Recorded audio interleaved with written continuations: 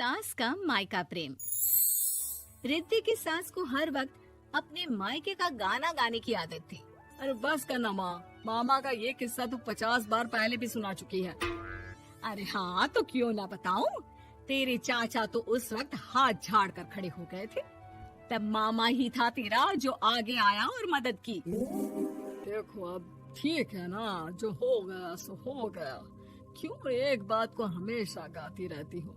अब तो बहू घर आ गई है, उसे तो सबको मान कर चलना है ना, कि सिर्फ सास का मायका ही समझेगी वो। तभी वहाँ रिद्धि आ जाती है। माँ, आज मैं घर जा सकती हूँ? माँ को मेरी बहुत याद आ रही है। शादी के बाद एक बार भी नहीं गई। हाँ तो कौन जाता है। अरे मेरी शादी के बाद जब मैं विदाई होकर आई, इतना बड़ा ससुराल मेरा, खाने वाले 10 लोग और बनाने वाली मैं सिर्फ एक।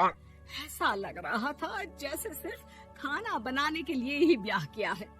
वो तो मेरा भाई था, गांव से एक काम करने वाली चाची को भेज दिया जो मेरा हाथ पटाती थी, और उसको पैसा, खाना, कपड़ा, रहने के लिए कमरा, वो सब किसने दिया था? तुम्हारे भाई ने। ये मामला रोज का था। ससुर भी जब गुस्सा होते तो वो सारी बात कह देते जो उनके मन में इतने समय से चल रही थी। मेरा भाई, भाभी, भतीजा, भतीजी सब छुड़वा दिया। मैंने जीवन भर सिर्फ तुम्हारे परिवार वालों से निभाया, लेकिन अब भी चैन नहीं है तुमको। बहू के सामने सास को लगा कि उसकी बेइज्जती हो रही है। अब सुन बहू, अपने कमरे में जा, कहीं नहीं जाना मायके वायके। घर का काम कौन करेगा? पड़ोसन।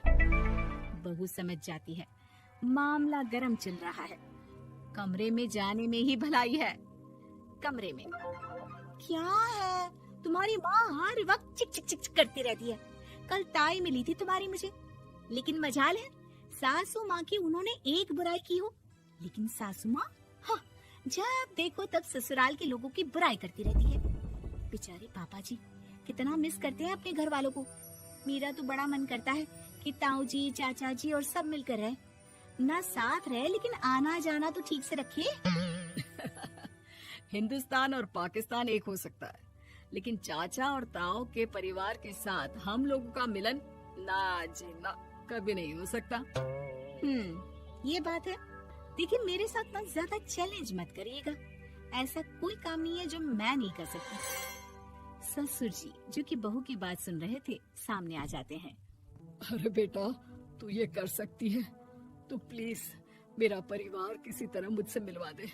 सारी जवानी तो मैंने किसी तरह काट ली, लेकिन जीवन के इस पड़ाव पर बहुत याद आती है मेरे परिवार की। हाँ हाँ पिताजी, आप चिंता मत करिए, बस मेरा साथ देते रहिए आप दोनों। फिर देखिए कैसे माँ जी भी ठीक हो जाएंगी और पूरा परिवार भी एक हो जाएगा। थोड़ी देर बाद बहू सामान लेकर घर से निकल रही होती है कि मना किया था ना तुझे मायके जाने के लिए, फिर क्यों जा रही है? बहू कुछ कहती इससे पहले ही बेटा बोलने लगता है। क्या है माँ, वो घर जा रही है। वैसे भी उसके माता पिता ने मुझे 10 लाख दिए तब जाकर मेरा काम शुरू हो पाया, वरना तूने मेरे लिए किया क्या है? अरे वाह बेटा, बचपन से पढ़ाया लिखाया, तेरे दुख दर्द में जगी, और आज वो लोग तुझे सही लग रहे हैं। और फिर ससुराल में लड़की खुश रहे, ये तो मायके वालों की जीवन भर की जिम्मेदारी रहती है। तो ये तुमको भी तो सोचना था ना। ताऊ जी ने पापा को पढ़ाया लिखाया, जब तुम नहीं आई थी तो पापा के लिए ताई जी ने पापा की माँ की तरह देखभाल की। अब बोलिए। अरे तू कुछ नहीं जानता बेटा, तेरे पापा को सब पता है, तभी वो उन लोगों से वास्ता नहीं रखते। मैं उन लोगों को जानता हूँ, लेकिन मैं तुम्हें नहीं जानता कि तुम्हारे मन के लायक काम नहीं हुआ तो तुम घर की शांति बर्बाद कर दोगी। सास जोर जोर से चिल्लाने लगती है। तभी वहाँ सास का भाई आ जाता है। अरे क्यों आप लोग मेरी बहन को परेशान करते रहते हैं? पहले ये जीजा कम थे, जब बहू भी आ गई। बहन, मैंने तो 30 साल पहले ही बोला था, अपना हिस्सा ले और छोड़ इन लोगों को, चल अपने साथ। बहू समझ जाती है कि मामा ससुर की नजर किस पर है। देखा, तुम लोग मुझे अकेला मत समझना, मेरा भाई खड़ा है आज भी मेरे लिए।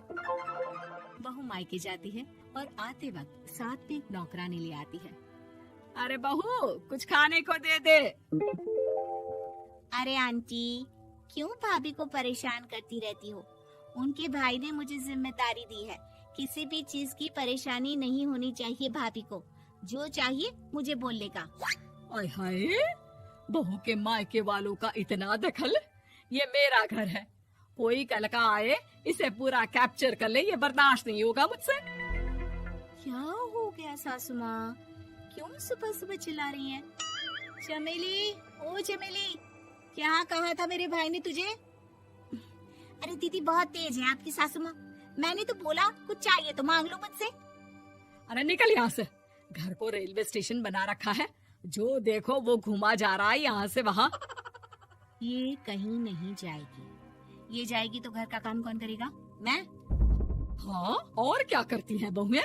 घर का काम ही तो करती है, इसमें नया क्या है? तभी वहाँ ससुर जी आ जाते हैं। हाँ, तो यही बात तो तुम्हें भी समझनी चाहिए थी ना। आज बहू के मायके से नौकर आ गया तो तुम्हें बुरा लग रहा है? अरे तो उस वक्त गर्मा गर्म खाना तो सबने खाया ना। ऐसा तो नहीं है कि मेरे मायके का नौकर था तो सिर्फ मेरे लिए बनाता था। अरे निकालो इसे, फिलहाल बाद में बात करती हूँ। सास का गुस्सा जोर से नौकरानी पर फूटता है। तभी वहाँ बेटा सामान के साथ आकर खड़ा हो जाता है।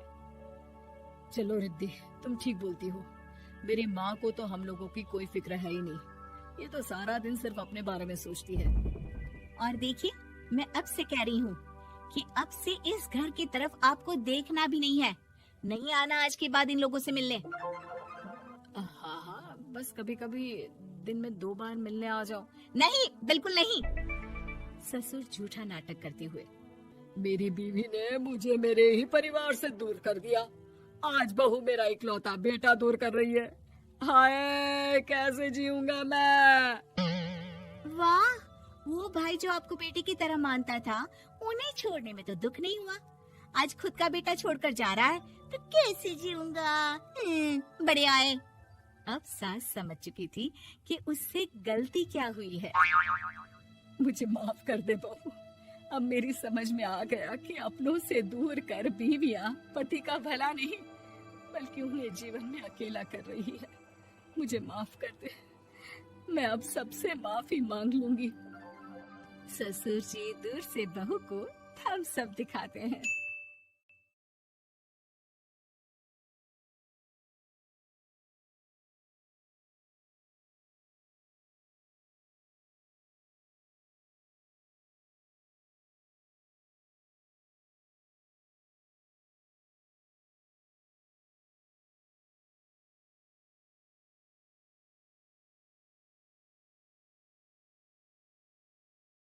प्रतीक दिल्ली में जॉइंट फैमिली के साथ रहता था, लेकिन जॉब की वजह से अपनी माँ के साथ दूसरे शहर में शिफ्ट हो जाता है, जहां उसकी प्रीति के साथ लव मैरिज हो जाती है, जिस पर बहू को नापसंद करते हुए उसकी माँ पूरा समय प्रीति को परेशान करने के तरीके निकालती रहती है। प्रीति, कहाँ हो? सुबह का नाश्ता दोपहर में खिलाओगी क्या? इसमें प्रीति और प्रतीक ऑफिस जाने के लिए तैयार हुए कमरे से बाहर आते हैं, जिसे देख सास प्रीति पर भड़कने लगती है। महारानी, तुम सुबह सुबह तैयार होकर घर का सारा काम छोड़कर कहाँ चल दी? जी वो ऑफिस। हैं? तुम ऑफिस जाओगी तो घर में जो सफाई, नाश्ता, खाने का काम है वो क्या मैं करूंगी? माँ, मैंने उससे वादा किया था कि वो जॉब कंटिन्यू कर सकती है। अरे वाह जी वाह, दोनों आपस में सलाह कर फैसले ले लिए। मैं क्या यहाँ बेवकूफ बैठी हूँ? मुझसे पूछना किसी ने जरूरी नहीं समझा? मम्मी, आप फिक्र ना करें, मैं आज ही रेजिग्नेशन दे दूंगी। प्रीति ऑफिस के लिए चली जाती है और अगले दिन से जॉब छोड़ घर के कामों में लग जाती है, लेकिन साथ ही उदास भी रहने लगती है, जिसे देख प्रतीक को अच्छा नहीं लगता। मुझे पता है तुम्हें अपनी जॉब कितनी पसंद थी। आई एम सॉरी प्रीति। अरे कुछ नहीं होता, बस मम्मी खुश रहनी चाहिए। अब प्रीति अपनी सास को खुश करने और उनका दिल जीतने की जी तोड़ कोशिश करती रहती है, पर सास कभी उससे सीधे मुंह बात तक नहीं करती। इसी तरह दिन बीतने लगते हैं। एक शाम प्रतीक ऑफिस से परेशान घर वापस आता है। माँ, चाची का फोन आया था। दादी की तबीयत बहुत खराब है, हमें दिल्ली जाना होगा। पति की बात सुन प्रीति तो पैकिंग शुरू भी कर देती है, पर माँ वहीं बूत बनी खड़ी रह जाती है। लगता है मम्मी अपनी सास से बहुत प्यार करती हैं, तभी उनके बीमार होने की खबर सुन शॉक में आ गई। ये प्यार नहीं, परेशानी है। तुम तो ऐसे सोचो कि अब से जब तक दिल्ली में हो तुम्हारे अच्छे दिन शुरू। अच्छा, ऐसा क्या है दिल्ली में? वो तुम्हें कुछ ही घंटों में पता चल जाएगा। सास के रिएक्शन और पति की बात से कंफ्यूज्ड प्रीति दोबारा पैकिंग में लग जाती है, जिसके बाद कुछ घंटों का सफर तय कर तीनों दिल्ली पहुंच जाते हैं, जहां घर के अंदर पहुंचते ही लोगों की भीड़ देख प्रीति परेशान हो जाती है। हे भगवान, इतनी भीड़! प्रतीक, कहीं तुम्हारी दादी को कुछ हो तो नहीं गया ना? पागल, ये भीड़ नहीं, मेरा परिवार है। क्या? इसे तुम परिवार कहते हो? अरे इसे तो जिला घोषित कर देना चाहिए। तुम्हारा परिवार का तो अपना पर्सनल बिग बॉस बन सकता है। हैरान परेशान प्रीति परिवार वाले सदमे से बाहर निकली भी नहीं होती कि सिर पर पल्ला रखे शांत तरीके से सबके साथ बात करते हुए अपनी सास को देख उसे दूसरा सदमा लग जाता है। हाय राम, ये मम्मी का ऐसा भी कोई रूप है? ये तो मुझे पता ही नहीं था। ये तुम्हारी सास का ससुराल है। तभी प्रतीक की बहन बोल पड़ती है, यहाँ आपको ऐसी ऐसी चीजें देखने मिलेंगी जो सपने में भी सोची नहीं होंगी। हाँ, ये कुछ दिन तो बहुत इंटरेस्टिंग लग रहा है। सब एक साथ दादी के कमरे में जाते हैं, जहां पहुंचते ही उसे दादी की आवाज सुनाई देती है। क्यों रे, सास से मिलने की फुर्सत मिल गई? दूसरे शहर जाकर छूट क्या मिली? तुम तो भटकता पंछी बन गई। इतने समय में ये तक नहीं पूछा कि जिंदा भी हूं या मर गई। प्रीति की सास अपनी सास के पैर छूती है। अरे कैसी बात कर रही है मम्मी, आपको तो मेरी उम्र भी लग जाए। अरे बस कर, ये झूठी उम्र देने वाली बातों का दिखावा ना कर। तेरा बस चले ना तो जो मेरी बची कुची जिंदगी है वो भी अभी खत्म कर दे। अरे बहू कहाँ है? इस पर सास प्रीति को दादी से मिलवाती है। दादी प्रीति को बहुत प्यार देती है। क्यों बहू, तेरी ये सास परेशान तो नहीं करती ना? अगर करती है तो अभी बता दे, मैं इसकी क्लास लगा दूंगी। अरे कैसी बात कर रही है माँ जी, भला मैं क्यों किसी को परेशान करूंगी। प्रीति अपनी सास का ये रूप एंजॉय कर ही रही होती है कि तभी चाची वहां आकर प्रीति को अपने साथ ले जाती है।